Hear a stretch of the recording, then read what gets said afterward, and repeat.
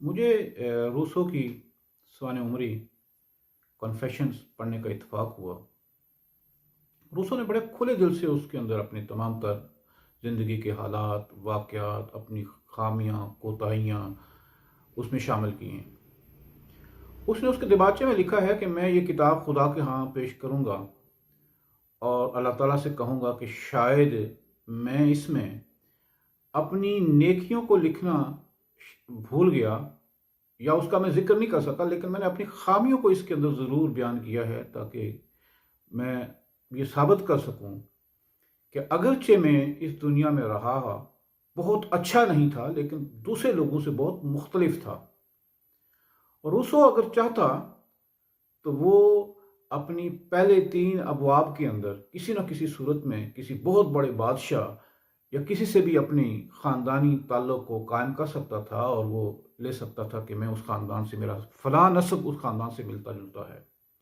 لیکن اس کمبخت کو یہ خیال ہی نہیں آیا، اس نے اپنی خاندانی وجاہت کو بغیر ظاہر کیے یہ لکھ دیا ہے کہ میرا باپ ایک گھڑی ساز تھا اور میری ماں میری پیدائش کے 9 دن کے بعد وفات پا گئی تھی۔ اس کے علاوہ وہ اپنے خاندان یا اپنی کسی اور معاملے کے بارے میں وہ ذکر نہیں کر سکا۔ اس کے بعد اس کا جو زیادہ تر ذکر ہے وہ اپنی تعلیمات، اپنی جد و جہد اور اس کے بارے میں اس کا زیادہ تر فوکس رہا۔ اس کے علاوہ روسو ہی وہ واحد شخص ہے جس کی تحریروں کے بعد انقلاب فرانس آیا اور انقلاب فرانس میں اس کی سوچ، اس کی فکر کا بڑا عمل دخل رہا۔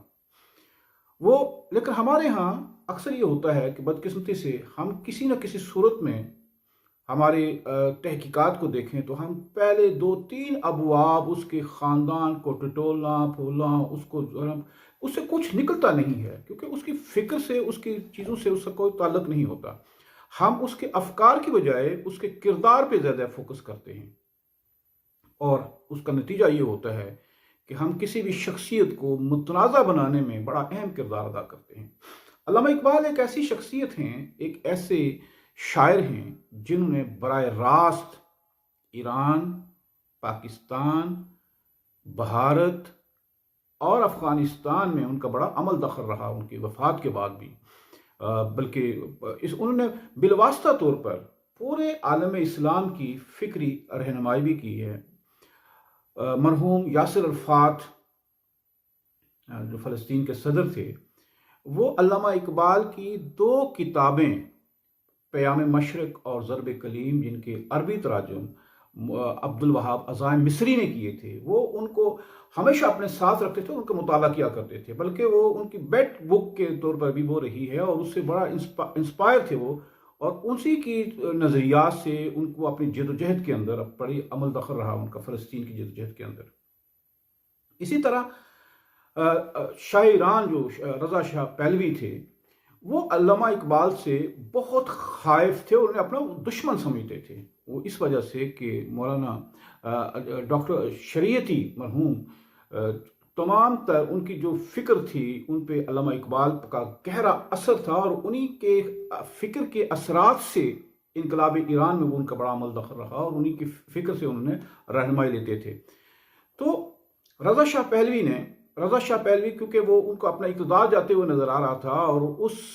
انقلاب ایران کے اندر علامہ اقبال کا کلام براہ راست اس کا عمل دخل ہو رہا تھا اور جو لوگ اس سے بہت متاثر تھے انہیں سے وہ اپنی حرارت لے رہے تھے۔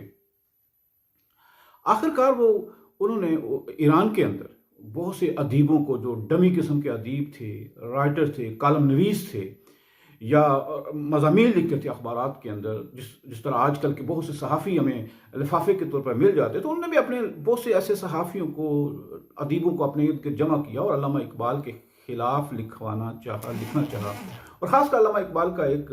بہت ہی مشہور شعر ہے، جعفر از بنگال و صادق از دکن،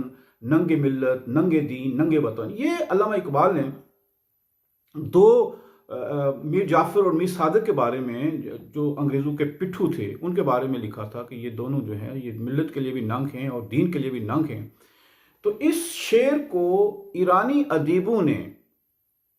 بدقسمتی سے یہ ثابت کرنے کی کوشش کی اپنے کالموں کے اندر، اپنے مضامین کے اندر، کہ یہ علامہ اقبال سے نفرت پھیلانے کی غرض سے کہ یہ علامہ اقبال نے حضرت جعفر صادق کے بارے میں لکھا ہے۔ حضرت امام جعفر صادق جو شیعہ علماء کے ساتھ، شیعہ کمیونٹی کے ساتھ ساتھ یا شیعہ مسلک سے تعلق رکھنے والوں کے ساتھ ساتھ سنی مسلک کے لیے بھی بہت زیادہ معتبر اور قابل تکریم ہیں،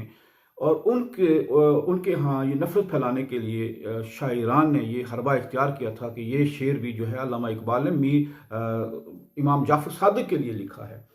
لیکن ایران کے جو دانشور طبقہ تھا، جو انقلابی طبقہ تھا، وہ اس سے بالکل بے فکر رہا، کیونکہ وہ ان کی چالوں سے بڑا سمجھتے تھے۔ اسی طرح ہمارے ہاں بھی اسی دور کے اندر جو نواب امیر محمد جو نواب آف کالاباغ تھے، ان کی بڑی دوستی تھی رضا شاہ پہلوی کے۔ ان کے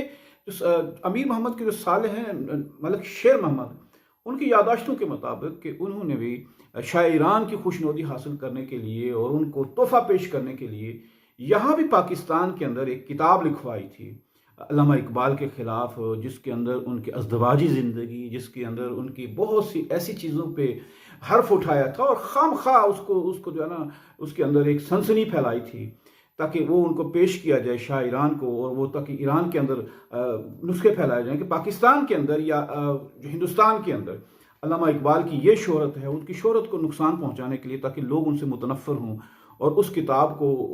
بڑا ہی اعلیٰ سرکاری کاغذ پر اعلیٰ ترین کتاب اس پہ چھپوایا تھا، اور چھپوا کر اس کے نسخے جو ہے چند محدود نسخے اسپیشل ایڈیشن کے طور پر وہ شاعران کو پیش کیے تھے۔ لیکن اتفاق سے وہ ایڈیشن کے اسی نسخے کے وہ ایک نسخہ میرے پاس بھی موجود ہے، لیکن وہ بھی اتنا ہی سطحی قسم کا، اور اس کے اندر اتنی بھونڈی قسم کے الزامات، اور خاص کر علامہ اقبال کا وہ شعر کہ خیرہ نہ کر سکا مجھے جلوائے دانش فرنگ، سرما ہے میری آنکھ کا خاک مدینہ و نجف، تو اس کو بھی انہوں نے جو یہاں پہ بتایا تھا کہ جناب وہ حالانکہ وہ علامہ اقبال کے اس شعر کا جو مقصد ہے، جو مفہوم ہے، وہ یہ ہے کہ مجھے یورپ کا جو فلسفہ ہے وہ مجھے متاثر نہیں کر سکا، یورپ کا یا مغرب کا کوئی بھی فلسفہ جو ہے وہ متاثر نہیں، علمی فلسفہ جو ہے وہ مجھے متاثر نہیں کر سکا، کیونکہ میرا جو فلسفہ ہے یا میری جو علمی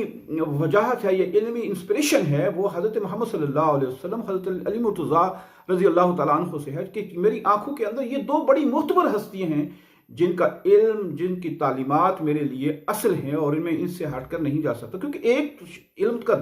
دروازہ ہے اور دوسرے علم کا شہر ہیں، لہٰذا ان سے بڑھ کر میں نے آج تک جتنا بھی علوم کے اندر پڑھا ہے، لکھا ہے، ان سے بڑھ کر مجھے کہیں بھی وہ نہیں مل سکا کہ ان کے فلسفے سے، ان کی فکر سے، ان کی تعلیمات سے بڑھ کر کوئی تعلیمات ہوں۔ تو اس کتاب کے اندر بھی انہوں نے لکھا، کسی نے وہ جس نے لکھی ہے اس کے اندر لکھا تھا کہ اقبال جو ہے کیسے ان کی آنکھیں خیرہ نہ ہوئیں، یہاں آ کر وہ 2 شادیاں انہوں نے یورپ کے بعد آ کر کے، حالانکہ اس کا شادی کے تعلق یا تہذیب کے ساتھ کوئی تعلق ہے ہی نہیں تھا، تو اس طرح کی وہ کتابیں جو ہیں وہاں پہ پھیلائی گئیں اور وہ وہاں پہ تقسیم کی گئیں، لیکن اس کا کوئی اثر نہیں ہوا۔ آپ دنیا نے دیکھا کہ اس طرح کے جو ہتھ کنڈے ہیں، جن شخصیات کے بارے میں یہ کیا جاتا ہے، یہ ہمارے ہاں یہ بدقسمتی ہے عالم اسلام کی، مسلمانوں کی، کہ جب ہم کسی شخص کا علمی طور پر، اس کے قد کاٹ کا کسی طور پر ہم مقابلہ نہیں کر سکتے، تو ہم اس کی شخصیت پہ بھونڈے الزامات لگاتے ہیں، ان کی ذاتی زندگی پہ بھونڈے الزامات لگاتے ہیں، کہ ان کی ذاتی زندگی کے اندر کیڑے نکالتے نہیں بلکہ کیڑے ڈالنے کی کوشش، کیڑے نکل جائیں تو ایک چیز صاف ہو جاتی ہے، کلیئر ہو جاتی ہے، لیکن ان کو باہر سے اٹھا کر ایسی چیزیں اس کے اندر ڈالی جاتی ہیں جن کا ان کی زندگی کے ساتھ کوئی تعلق نہیں ہوتا۔ اتفاق سے ایک دن میں ایک یونیورسٹی کے اندر ایک لیکچر دے کر میں اترا، تو کچھ طالب علم میرے پیچھے آئے، انہوں نے ایک سوال کیا، سر، اور علامہ اقبال پہ وہ لیکچر تھا اور بڑا اہم موضوع پہ تھا، تو بہت سے طلباء اس سے، تو کچھ طلباء میرے پیچھے آئے، سر مجھے یہ بتائیے کہ کیا علامہ اقبال نے طوائف کا قتل کیا تھا؟ میں ان کی شکل دیکھتے ہی رہ گیا کہ یہ کیا کہہ رہے ہیں۔ اس طرح کی الزامات یہاں بھی لگتے رہے علامہ اقبال پہ کہ انہوں نے طوائف کا قتل کیا تھا اور طوائف کا گلا دبا دیا تھا۔ عجیب بات یہ ہے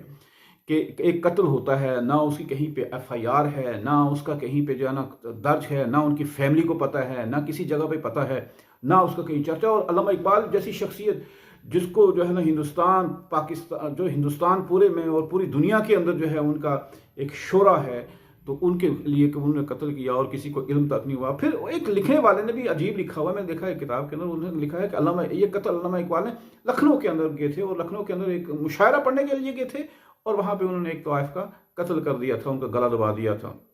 हालांकि अल्लामा इकबाल का कभी ज़िंदगी के अंदर अल्लामा इकबाल ने लखनऊ का सफ़र नहीं किया और वहाँ पे मुशायरे के लिए नहीं गए। तो तवाइफ का कत्ल तो दूर, तो इस तरह के जो इल्ज़ामात हैं जो शख्सियात पे लगाए जाते हैं, ये उसका मकसद यही होता है कि कुछ फोर्सेस ऐसी पीछे काम कर रही होती हैं जो किसी की शोहरत को नुकसान पहुंचाने के लिए, किसी की ज़ाती ज़िंदगी पे नुकसान पहुंचाने के लिए इस तरह के इल्ज़ामात उन पे आयद करते हैं, ताकि नौजवान नस्ल ख़ास कर तौर पर उनसे मुतासर ना हो, उनको कहीं आइडियलाइज ना कर दें। और उनके अंदर मैंने उस तालिब इल्म से पूछा कि आपके ये किस तरह, किसने बताया है आपको? तो उस तालिब इल्म ने कहा कि ये मेरे एक उस्ताद की फ़िज़िक्स पढ़ाते हैं, उन्होंने बताया। मैंने कहा यार, उसको फ़िज़िक्स के पढ़ाने वाले को, उस्ताद को ये कहें कि कम से कम इस पर किसी बात की तहकीक भी कर लिया करें। तो हमारे असातिज़ा भी बाज़ दफ़ा ऐसे होते हैं कि उनका कोई रेलेवेंसी उस पर नहीं बनती, कोई तहकीक नहीं होती, बस अपना लेक्चर को स्पेंड करने के लिए, अपना टाइम पास करने के लिए कुछ ऐसे चुटकुले छोड़ते हैं जो तालिब इल्मों के लिए जो है ना, वो समझते हैं कि ये बड़ी हमने इल्मी बात की है। हालांकि ऐसा नहीं होता, और ना ही अल्लामा इकबाल ने कभी इस तरह का तवाइफ का कत्ल किया, ना उनकी कोई इस तरह की रग़बत थी, ना उनके साथ इस तरह का। वो एक ऐसे घराने के अंदर पैदा हुए जिनका मिजाज जो है सूफियाना था। और अल्लामा इकबाल के वालिद ने जब कहा था उन्हें कि मुझे क़यामत के रोज़ इस तरह शर्मिंदा ना करना कि कहीं मुझे ये कहना पड़े, रसूलुल्लाह सल्लल्लाहु अलैहि वसल्लम मुझसे ये पूछें कि हमने आपके हवाले एक नौजवान किया था, मुसलमान नौजवान, और उसकी आप तरबियत नहीं कर सके। तो उनकी जो तरबियत हुई थी वो उनके एक सूफ़ी मनश बुज़ुर्ग वालिद के यहाँ हुई है। और अल्लामा इकबाल की वालदा ने भी कहा है कि जहाँ तक मुझे याद पड़ता है, मुझे ऐसा नहीं याद है कि मैंने अल्लामा इकबाल को किसी ऐसे मौके पर जो है कोई ऐसा लुक़मा खिलाया हो जो उसकी ज़िंदगी के अंदर मुझे शक हो कि ये